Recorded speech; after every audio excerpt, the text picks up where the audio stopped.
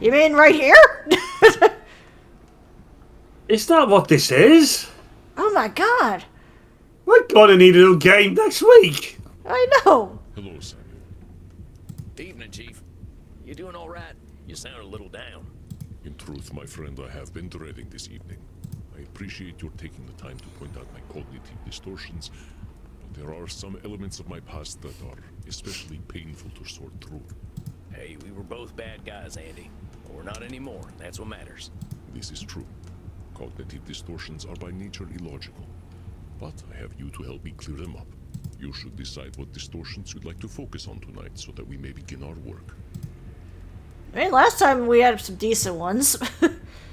Yeah? Where is it? Control fallacy, emotional reasoning. Right. The desire to be a lumberjack and be alright? Where is it?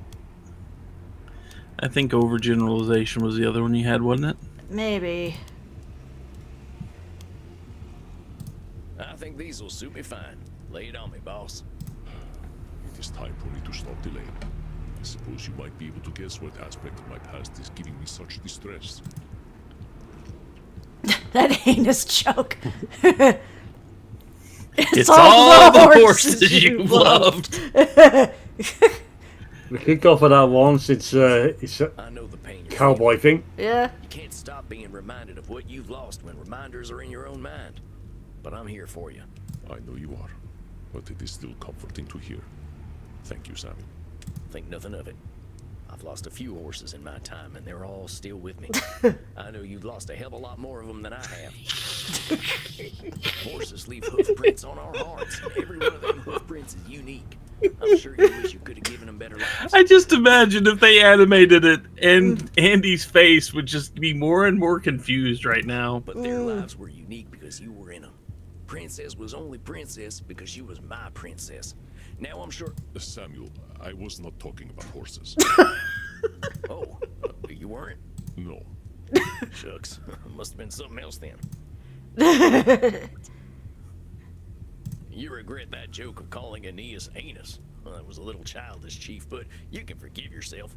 You're not going to let me live that down, are you, Samuel? Nope. You gotta admit, you looking the way you do, no one would think you'd make a joke like that. Can't a man of refinement make a butt joke from time to time? Yeah, I guess we can't be too anal about rules of class, huh? I see what you did there. Your juvenile jokes bring me no distress. I think you know... We're not going to get to the bottom of this, are we? No. We just got to put it behind us. Yeah. Else we'll never stop asking around. Sexual conquests is probably weighing heavy on you. Oh, hello, there's some knocking at my door. Thank you, come to murder me. Quick, get the cheese. My friend. Is the word stab. No, my present Yes. is slutty as well. I embrace natural pleasures. I think you are projecting, dear Samuel. Oh, shucks, I really ain't used to Europe. Okay, fine, it's Kramer. Thinking about Heinrich Kramer, ain't you? Yes, my actions 600 years ago bring me no end of shame and regret. I have never truly processed what I did. I have sought to distance myself from Heinrich Kramer, but that is exactly what Edmund Kean tried to do with his past. I am no different from him. Hey, you're not as dramatic as him. Summon my emotional strength and accept my... Well, he is in a different way, though. as a monster. I believe the 1400s were my worst century. I had professionally killed so many by then, and I was so good at it that murder seemed meaningless. I no longer felt that dark adrenaline that accompanies life-taking. I felt nothing. If I no longer felt anything at the taking of a life, did life matter at all? Boss, your feeling, or lack of feeling, didn't make reality. How you felt about the value of someone else's life didn't amount to a hill of beans. Heck, maybe that was unemotional reasoning. Or perhaps anti-emotional reasoning. Yes, I projected my emotional emptiness onto the world.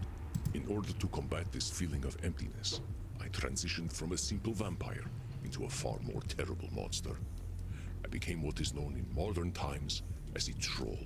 I have observed many trolls throughout history. It is a common fate for those who fail to find purpose. Ironically, it is often those who are most privileged who become agents of cruel chaos. Oh, like that billionaire fellow who runs all them companies but spends all his time being a low-down varmint online. I'm blanking on his name. I'm afraid I'm unfamiliar with the man. I think that'd piss him off more than anything. It makes sense for a mortal billionaire to act in this way. Being so powerful yet feeling your impotence on a global stage is a strange kind of pain. Heinrich Kramer was such a man. I didn't think they'd take a shot like that, but okay. When I met him in a tavern, he was drunkenly ranting and raving about the sin of Eve, how women were the cause of all evil, that witches surrounded us.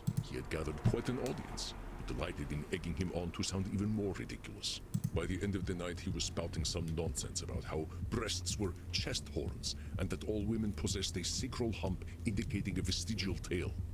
Wait, what? Was this fella serious? It was like a stand-up comedy show, but with more vomiting and misquoted Bible verses. But I was very old already. I saw through the humor, through the true hatred beneath.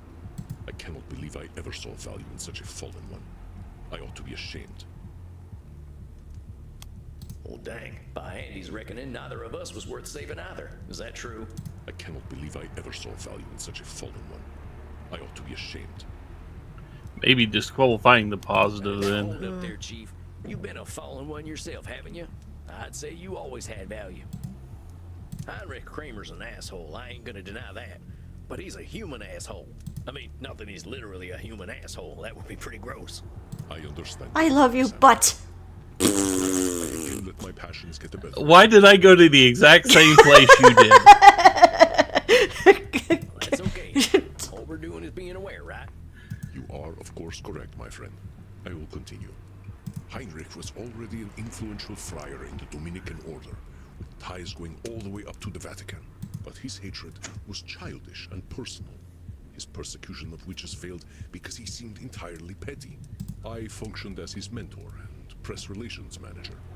Wait, so you were a warrior, an assassin, and a PR guy? Is it so ridiculous? Assassinations are often public relations moves.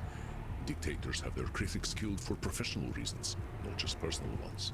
Anyway, I turned his rambling manifestos into something more grounded.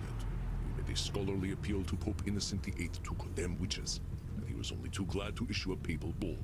What's a papal bull? It's a memo issued by the Pope to alert Christians to new positions or doctrines of the Church.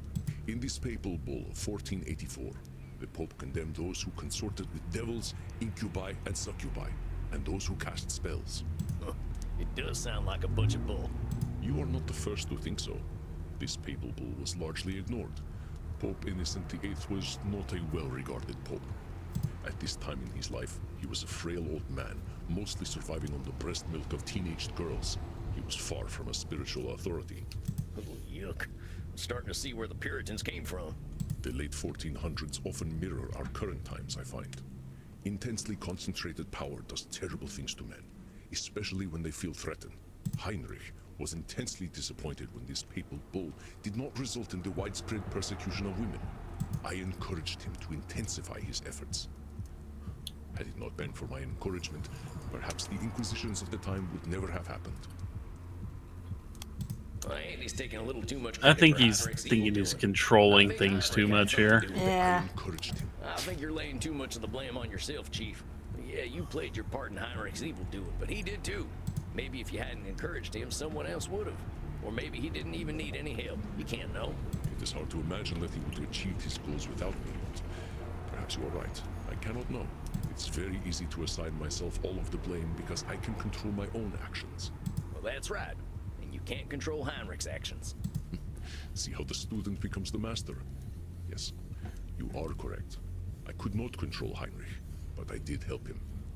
It was at this time that I offered Heinrich the chance to dedicate his immortal soul to his dark work by taking it from him. The supreme, delicious irony of welcoming a hateful man of the church into eternal darkness was too tempting for me. Of course he took my offer. He was all too eager to devote eternity to his hateful work. And just because I thought it would be funny, I told him we needed to have homosexual sex in order for the dark ritual to work. He was so eager to abandon his beliefs to indulge his hatred. Jeez, Chief. You really ain't too picky about who you're getting intimate with. You are such a sweet blood, Samuel. Sex need not always be about intimacy. In this case, it was the cruel irony that gave me satisfaction. Heinrich took to unlife well. He dedicated himself wholeheartedly to his great book, the Malleus Maleficarum. Oh, you mentioned that before. What was in this book? Here, take a look. I have an old copy. This is a manual of sorts on how to identify, persecute, and kill witches. It was a work of dark fantasy garbage, unworthy of any respect. Jeez, Andy. I feel like you ought to burn this thing.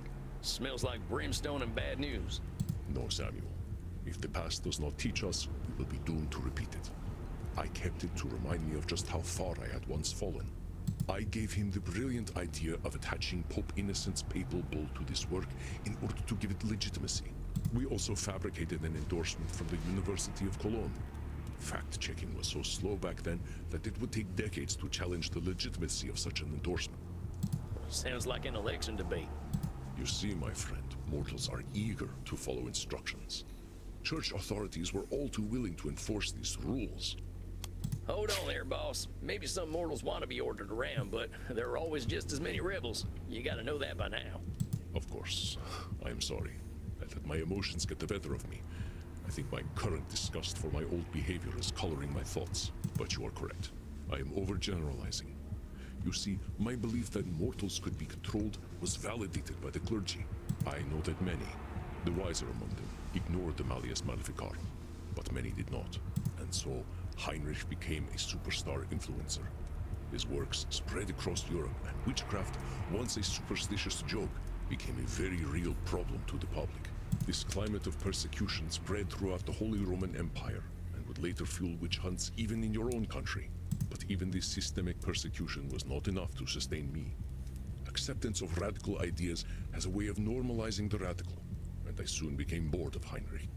Wait, you helped make a witch hunting manual popular throughout Europe, and then you got bored.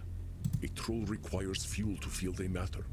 If a troll ceases to be radical to others, they are beings without purpose. I told Heinrich as much when I dumped him. I said that he bored me. He was a mere tool to be used. I'm bored. You're boring me. Hey, Chief, you didn't think much of Heinrich after all, did you? Many spoke of mortals as insects. I felt much the same way. When you are more than 1,000 years old, it is easy to fall into such thought patterns. Legitimizing witchcraft was a significant accomplishment, to be sure, but its fulfillment left me feeling empty. When the clerical authorities began persecuting witches on their own, I felt rather left out. I wanted their persecution to happen because of me. But Andy, the actions of others weren't just because of you. They got that dirty old manual you helped write, but it was up to them to decide to listen to it. You speak truly, my friend. I wish you had been around back then to speak with me. The existential angst of a very old vampire is hard to communicate. I just wanted to feel that I mattered somehow. By 1492, I had to go somewhere where I feel more effective as an agent of chaos. And there was no better place to go than Spain, specifically Granada. Are you gonna tell us that you were helping Columbus? Well, why Spain? Spain in 1492 was a mess. Yes, apparently so. That's the date. Jews and Christians were allowed to practice their religion and even rose to high positions in society.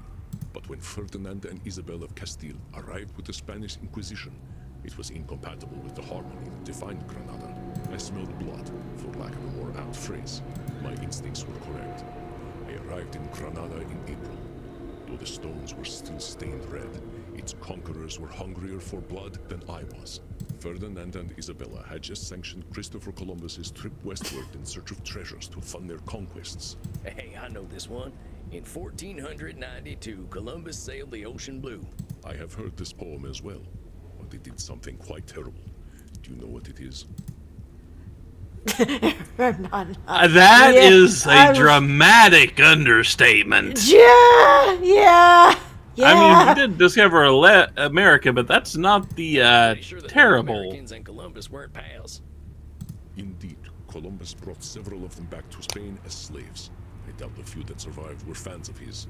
The journey of Columbus was not a noble journey, but a savvy and cruel move by Ferdinand and Isabella to solidify their tenuous position as rulers of a unified Catholic Spain. If I could find my way into their court, I could commit such devilry. It would not be easy for a dark-skinned demon like me to worm myself into their graces, but I found a way. Let me guess. You seduced Ferdinand. Or Isabella. Or both. Or both. I am hurt. You think I just fucked my way through history, don't you? Yes. Oh, shucks, Chief. I didn't mean nothing by it. I just saw a running theme and thought... Well, you were right. They called her La Latina. What a woman. Here, I have a painting of her.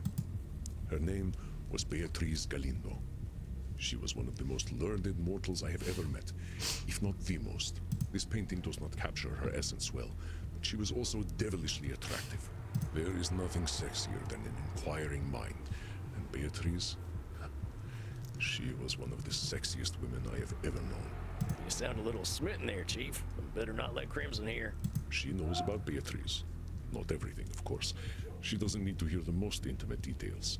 Then she might get ideas. As you are acting in the capacity of my therapist, I can tell you, yes, she used to do this one thing with her finger. Oh my. You know, You don't need to know. stuff should maybe be done behind closed doors. I'm sorry, my dear. I don't wish to go too far, but I will still unburden myself. I believe I did Beatriz great harm. She was newly married when I met her in Granada. Her husband was a man named Francisco Ramirez de Madrid. As his name implies, he was of Madrid, meaning that his lovely wife was often left alone in Granada. It took me an entire month to get her into bed. Perhaps the longest courtship of my entire on life.